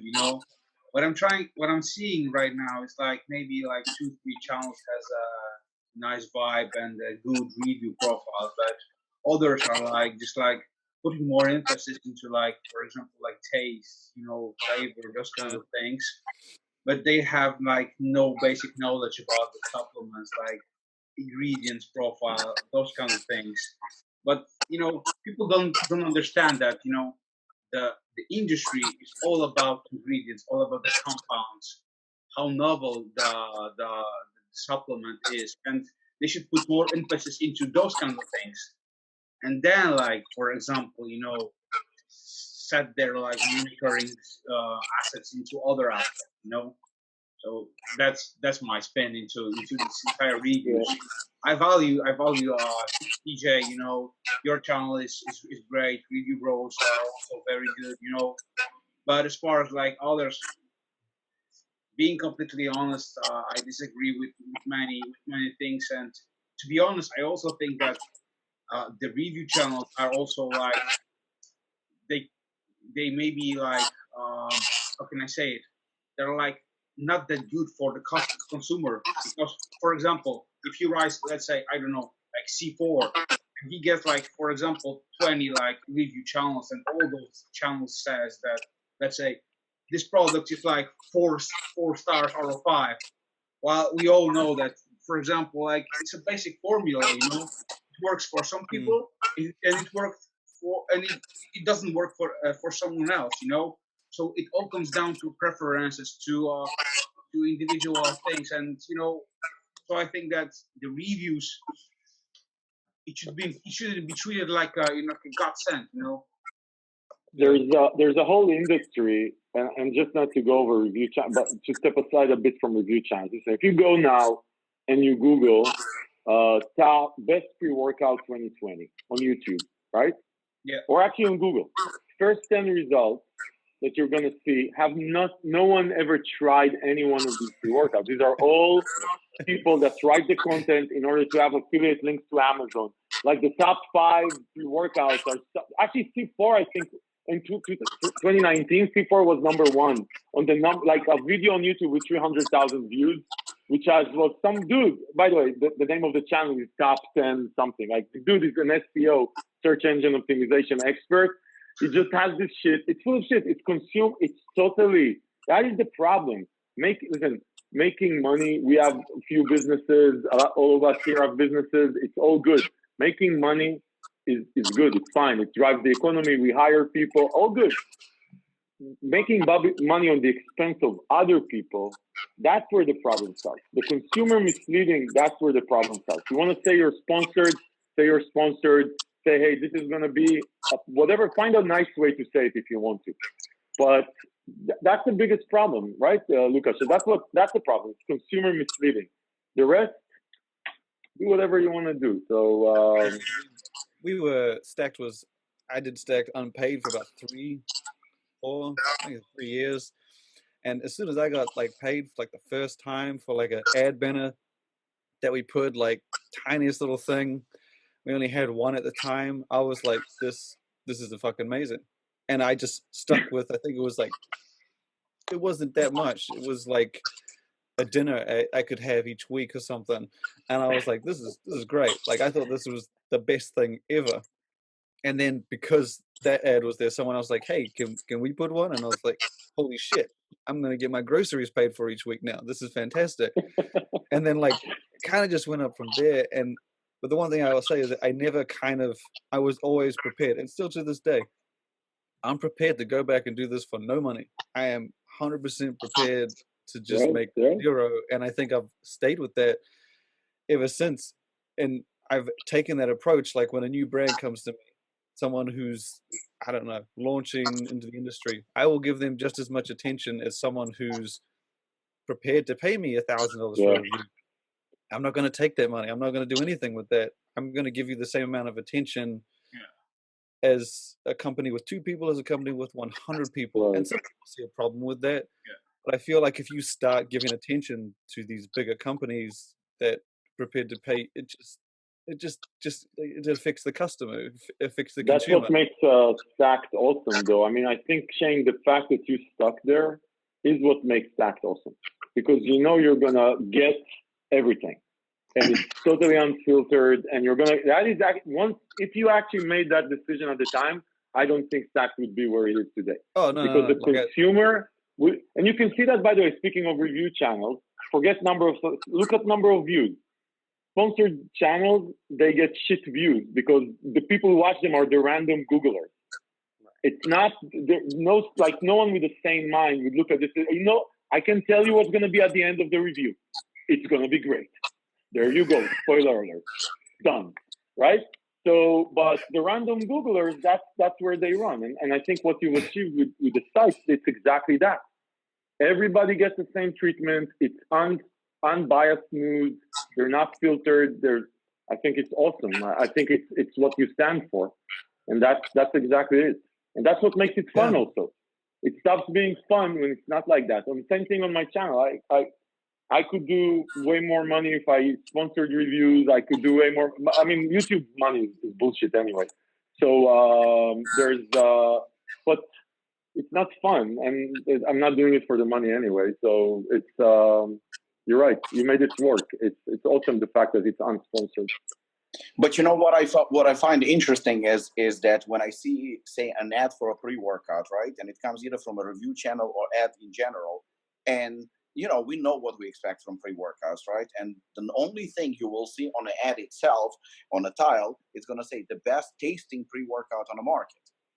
So I mean, seriously, you're advertising a pre-workout as the best tasting pre-workout on the market. So that goes for the major consumer, right? But that goes for there's a market for this stuff. Listen, we all like to kill C4 because it's but they taste great.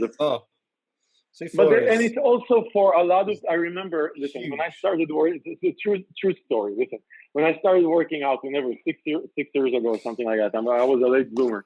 I no pre-workout, didn't even know what it is, and then 4 or 5 years ago, I actually tried C4. That was my first thing, and I was at 7 scoops probably after like a month. But I remember giving it to a friend of mine that used to work with me, in my company, and I gave it to him. It blew his head off. Yeah. Like, because he never took anything. The best aluminum tingling, it's only at 2 grams, I think. But like he was saying, oh man, I'm on fire. I'm on fire. So for the average Joe, that's okay. And taste does matter. And they're just, whatever they do, they go outside for a 20 minutes walk. They do yoga. I don't know what they do. So that's fine. There's an industry. By the way, I don't like. I like what Celicore is doing, even though like I trash their product because I think calling something extreme is misleading. And that $70 pre-workout that I reviewed now. Yeah, it's some bullshit. What was the name? Oh my God! Seriously, $70. So but I, from a marketing perspective, from a go-to-market perspective, they serve a need. Totally serve a need. It's there. People use it. People buy it. They serve a need. But it's okay. But putting it on a channel and saying it's a top 5 whatever, that is where the problem starts, right? I saw just recently a pre-workout that you reviewed, and you absolutely trashed it. You absolutely trashed the review. That happens quite often. So which one was it? I don't know. Well, I'll be nice. And then I saw somebody else reviewed it, and they basically said that it's a great pre-workout. Now put yourself in the place of a consumer. He has 2 completely separate, different opinions on a pre-workout. It's not a movie. It's not a. Yeah, that's a problem. It's a pre-workout. It's a huge problem because a consumer that doesn't know the ingredients, doesn't know anything. I mean, you have to break down the ingredients. You have to educate the consumer. But now he sees a pre-workout that you absolutely destroy, and then the next review channel says that it's actually one of the best. I mean, that's the industry's problem. That's a huge problem. Robert, but I'm saying it's the consumer. The consumer is the problem. Yeah. No, it's not a problem. The main thing is that the consumer needs to understand that every pre-workout will work differently for different person. So, for example, for TJ, this pre-workout won't work, and it will be like, let's say, a bag of shit, you know. But for other Dog person, shit. Don't forget dog shit. Yeah, but for other person, it will be wow. It was 5 out of 5, you know. So yeah, but you know what?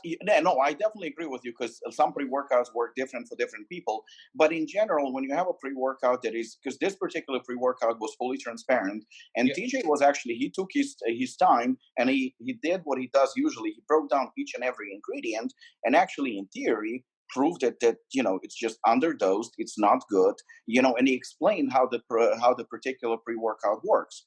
Now the next reviewer didn't really explain in detail, just said that this is amazing. If we're trying to educate the consumer, then we're trying to educate the consumer, because then we don't have the need to make these expensive, fully stacked pre-workouts. We don't have to release expensive proteins like isolate and stuff like that. We can just go with 20% concentrate, you know, that tastes pretty good for most part, and that's it. So there's going to be no need. It's the same thing as, like, you know, you can take a Kia drives just fine, but there is also a Porsche. They both will get you to a final destination. They both cars, but they're quite different. And that's, I think, if you call yourself a review channel, it's your job to explain. You know, like, for example, Shane, he launches products, he puts them on the channel, and he says, well, this company released this product. Here's the product, and boom. It's not necessarily a review. Like he said, he does reviews very, very, not very often lately, but he actually puts the information right there. It's for you to judge.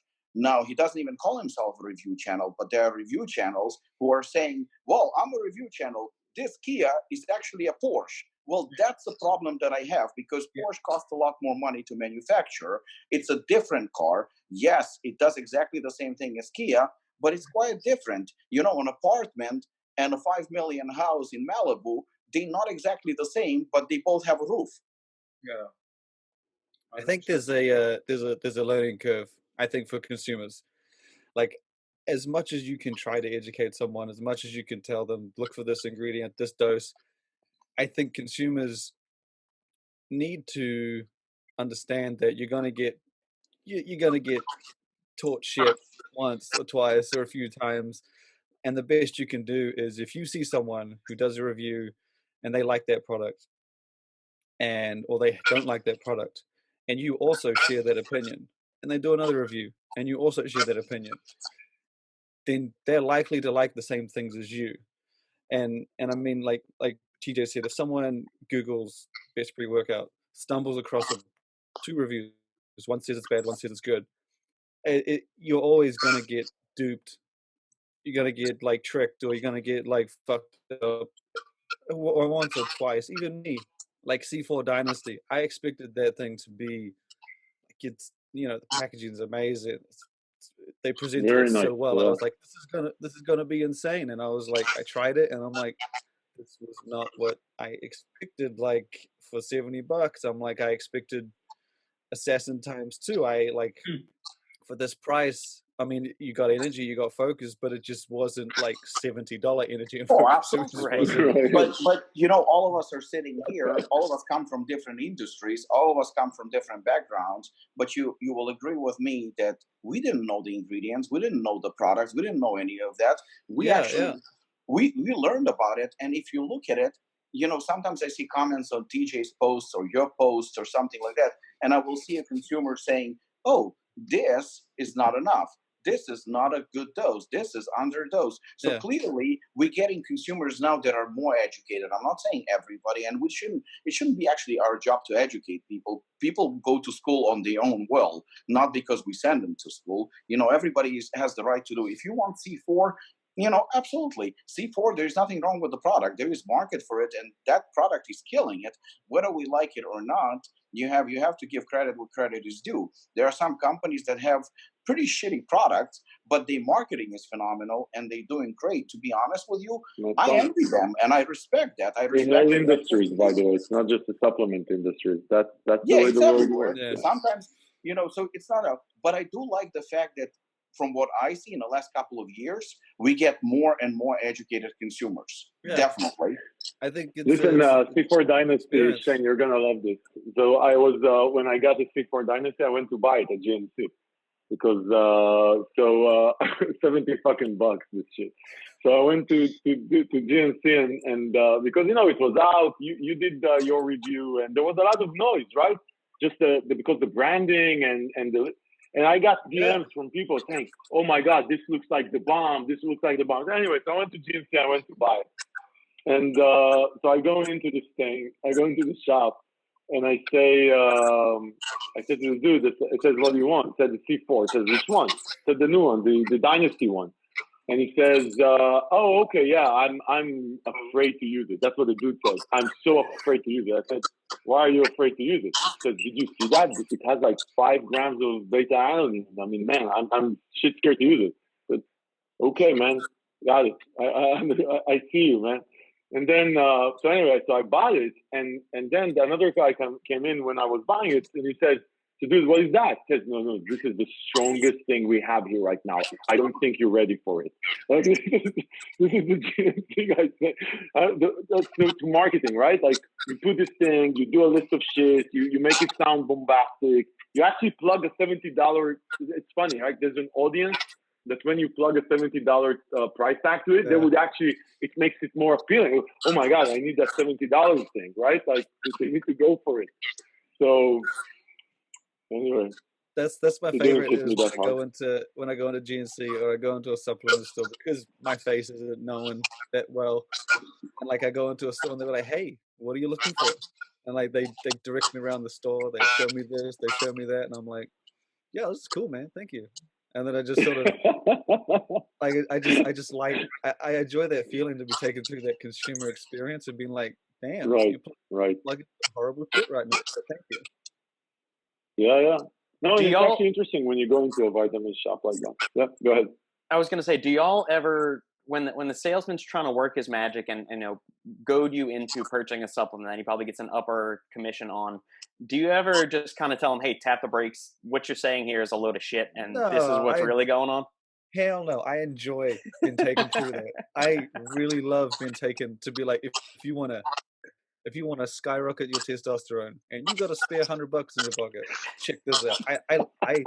I love that experience. I just shut my mouth and just act and be like, "Wow, Do your oh thing, my man. God, this is the best." And I'll be like, "Do you have anything else?" I don't buy anything, but I love the experience. Yeah. I don't No, think I could do that. I think my face would just give it away because I've got a very, usually my face is just pretty calm, but when somebody starts feeding me a line of bullshit, I get this, my brow starts furrowing, and I get this very just disapproving look on my face. I just thought I've always wanted to like attach a little like CIA camera in a button on my shirt and just film this and upload it to YouTube to give people a glimpse into what it's like to actually walk into a supplement store and see how you can get one pulled over on you. And I wouldn't be able to keep up the facade for long though. I guess what the premise is, right? When you go for the experience and actually hearing the storyline and understanding what they're emphasizing, like with someone, I treat this stuff when I go vitamin shop or GNC or whatever, like a supplement store.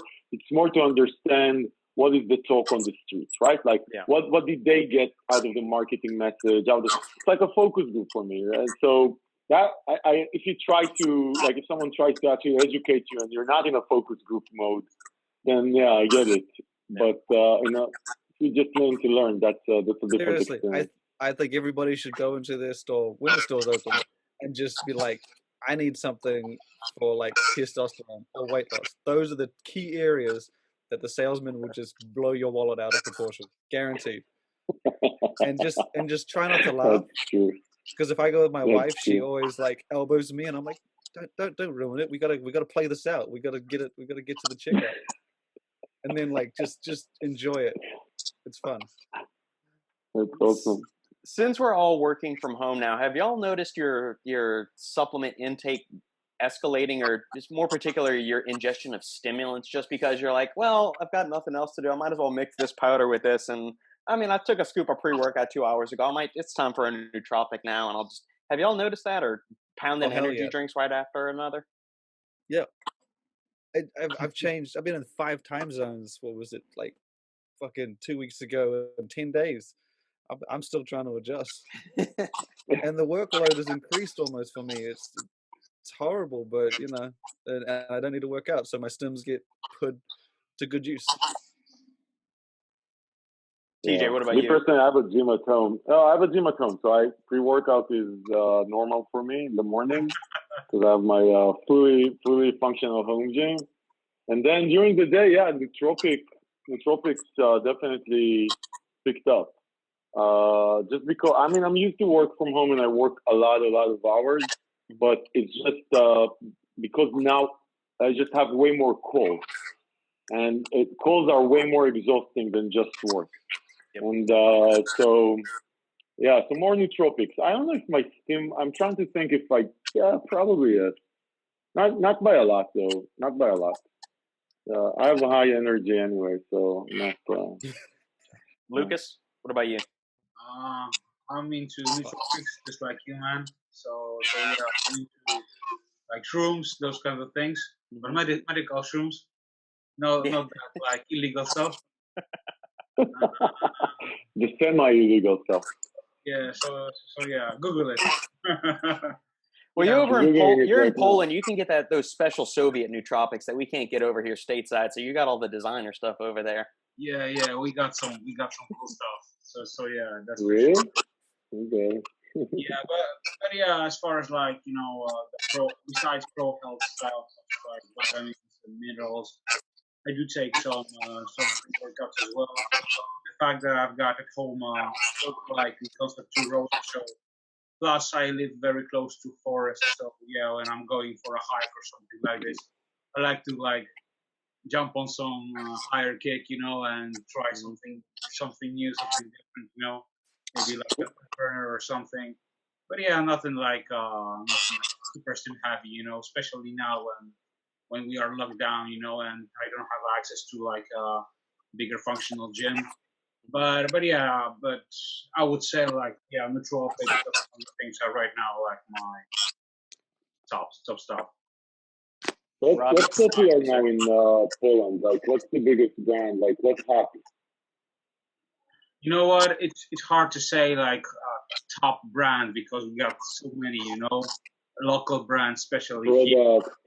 So basically, like, every retailer, every company has its own brand, so that's just pretty fun, But I would say I would definitely say that like Apollon, is a big player in Poland. Track, Ostrovit, those kinds of brands. you probably didn't have heard of them, but yeah, here in Europe and Poland, they are They're big. big in Europe. Yeah, yeah. I'm laughing all the time because, like, you know, in US when people are like bragging, you know, about the brands and everything, you know, and like they're saying like, oh, Holland, who is that? And Shane saw their like booth, like he was like blown away, you know. Plus, Massive, right? I remember like last year Olympus when we went to insane. the store, we went to one store in Poland, and he was like, he was doing his thing, you know, it's like catching with the sales guy and everything. He was just taking pictures and everything. But yeah, he was blown away, you know, that he saw so many like all in biotech, you know, USA, and he's like, dude, what's that? I'm like, Biotech USA. And it's like, this is not like USA brand. I'm like, no, it's from Hungary. So it's like, oh damn, man. So Honestly, yeah, Olymp is hands down. I've visited a lot of companies. I've visited a lot of like setups. Olymp is the most impressive I've ever seen. Like when I went to their facility, like it's just next fucking level. Really? Like it's Wow. they had like not only do they manufacture to like pharmaceutical standards because they do like pharmaceutical drugs and stuff. yeah, they were known. They were known in So all Poland. their supplements are on the same kind of quality. Yeah. When they first appeared in the supplement industry, they were manufacturing, you know, the pharmaceutical stuff. They were Yeah. more in the pharmacies and those kind of things. They were like producing vitamins, minerals, but you know, like maybe past 5 or 6 years, they started to like manufacture more supplements for the industry. They blew them away, especially with the Dragon Ball Z, you know, stuff. You probably saw it. The best part, and this is hands down the coolest thing, is if you go to their facility, they have a automated fulfillment center. So they have rows that are like maybe a meter thick, where this little machine shoots up and down, picks the products out from the shelf, puts them on a conveyor belt, and then they have this robotic arm that picks up one item from each individual crate, puts the crate back into the shelf, and then the arm puts it into a box, and then the next box comes, it takes one out, puts it in the box, and then once the box is finished, gets taped up, sent down the conveyor belt, and then the first interaction with humans is when they scan it. Yeah. And so every single item, every single unit has its own individual QR code, so they can track where it was and like which order it is from, like picking, who touched it, who the only people who came into contact, who shipped it, and like so once it's packed, then the person takes it to like a next conveyor belt, and that's like the only human interaction before it gets shipped out. That's really the only part that they come in, and this is for fulfillment of Olymp. I'm like, this is an Amazon, man. This is like just fulfillment for a supplement brand in Poland.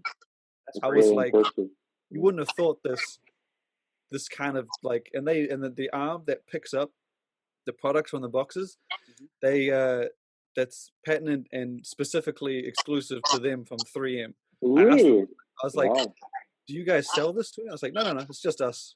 And I was like, did you think about selling it? Like, no, we want to keep it for ourselves. And I was like, that mindset. Is it a private company or they're traded? Like, how big are they? But they like, based on their facility, I didn't ask questions, man. I was just too busy. How do you write Olymp? Is it OLYMP? Yeah, it's I. OLIMP. Yeah. CJ's ready to go start investing some money. Their products are pretty like straightforward. Like, they all keep within the regulations and stuff like that, so they're not like too overblown. But shit, their setup is just insane. And they showed me their testing facility. So they individually test every single batch and everything, and they have all the machines on site. They said that they can do that, like 2 machines that test for every steroid in the planet. And then they have separate machines that do the individual dosages and everything like that. And I was like, this is all completely in-house. And I was like, it's like, you know that they're big, but I just didn't know that they were like this fucking big and this setup. It's just one of those things. I've been to Iovate before, and that was it's a different experience because it's more offices. But this place was just next fucking level. next level. It's impressive, yeah. Very cool. All right, gentlemen. Well, thank you. We are coming up on the 2-hour mark. I think I've abused you enough, and we've kicked enough anthills and enough hornets' nests to piss off most of the industry. I'd like to thank you for your time, and we will. I'm sure we've got a lot of time on our hands over the coming weeks, so we will probably reconvene this roundtable for another group, and maybe we'll add another member to the fray. We'll see. We'll see what happens. Was it spicy enough for you? Well, we can always make it spicier, man. We'll see the feedback we get on this one. This will debut next Tuesday. Recording this on a Friday, so we'll do one last sweep around the table. We'll start with Lucas and then work our way through. And any closing remarks, anything, anybody you want to piss off before we get on the channel, or any touching words you want to say, anything like that. Let's go. Can we put TJ last? Yeah, we'll do Lucas, Robbie, Shane, and TJ. So Robbie's gonna last. I think he's likely to do. Okay, all right. We'll do Lucas, Shane, Robbie, and then TJ. It's a nice build up. We'll ramp up. Yeah, I just want to say thanks, man, for everything, and it was like a pleasure to be a part of this roundtable. I hope to get in touch with you more, guys.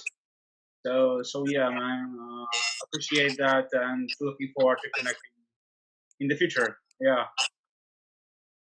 Okay, so me. Yeah. Same as Lucas. Thanks for having me.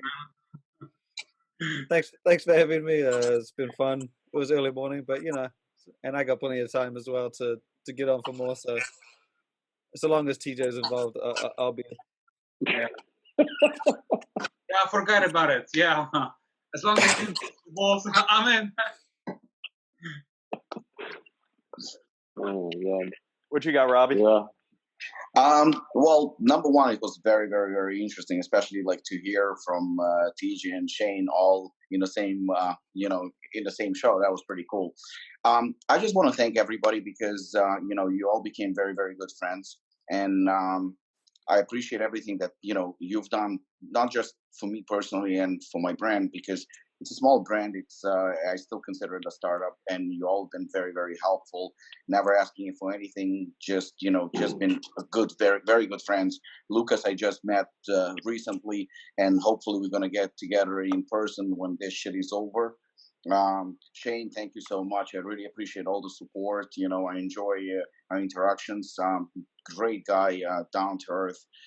Robert, I appreciate, number one, inviting me to this roundtable and for being my friend for now, for years. And TJ, I honestly believe that I wouldn't be where I am today if it wasn't for you. So, we bullshit a lot, and we laugh a lot, and we joke a lot, and we bust each other's chops. But, and probably after this, many people will accuse me and you of more shit. So, and collaborations. Both of us don't give a fuck about this. So I know I'm looking forward to do more with you, and and our friendship to keep evolving. And I appreciate everything that you've done. Now, this is not a closing. This was mostly like me thanking you guys for your friendship. This is like your bar mitzvah speech right here. I mean, what the hell is going on with you, man? This is beautiful. Well, I was building up. Thank you for my parents that brought me until now, and I want to thank my wife, my supporting wife, and the Academy. Well, now it's going to be the Academy Award. So the Academy Award, I just want to say, you know what? We can definitely make this industry better. I hope all of you guys are safe. And I hope, we all go through this, hopefully not only us, but our family and close friend. And, we touched upon the fake reviews. Fuck fake reviews. Let them continue doing what they're doing. I think it's fun that we get to bust their chops. It's fun the fact that they keep quiet because like little cowards. We're just going to continue doing what we're doing best. So TJ, next to you, now it's your bar mitzvah. After that wedding speech, it's going to be hard really to overcome that. No, so first, by the way, for everyone that watches this, stay safe. I think that's the most important thing right now. It's a bit insane. Stay safe. That's the most important thing. As far as this conversation, it was fun. I would say just for the audience, I mean, if they take something out of this, then anything that's a bit better than dog shit is good. Everything that tastes a bit better than shit is amazing. And I think just generally speaking, when you Google stuff, be careful. there seems to be like a very thin line between Pornhub and review channels. So I would just if there's the dick stuck somewhere, it's either porn or a fake review. So just watch it. That's my advice. I have one thing. I wonder how many times did TJ said shit during this? I lost count at 36. I'm just glad It's not even my PR, probably. It's not even my PR. Yeah. No, Awesome. listen, guys. I Hashtag. think it's awesome. Thank you. Just hustle till your drop and stay safe. That's it. Yeah. Thank you, gentlemen, again for this. And my closing remark is that if there is a cure for coronavirus, I believe it lies in Assassin pre-workout. There's enough shit in there to kill anything. Probably Trump is going to say that tomorrow. You're going to hear Trump say, hey, I heard that there's this thing and you can take it. Just take 2 scoops. Yeah. You're going to be back. You're going to be great. Exactly. All right, gentlemen. Thank you. Stay safe and Thanks, guys. best of luck with business in the interim. Thanks, Robert. Thanks, Robert. Take care. Bye.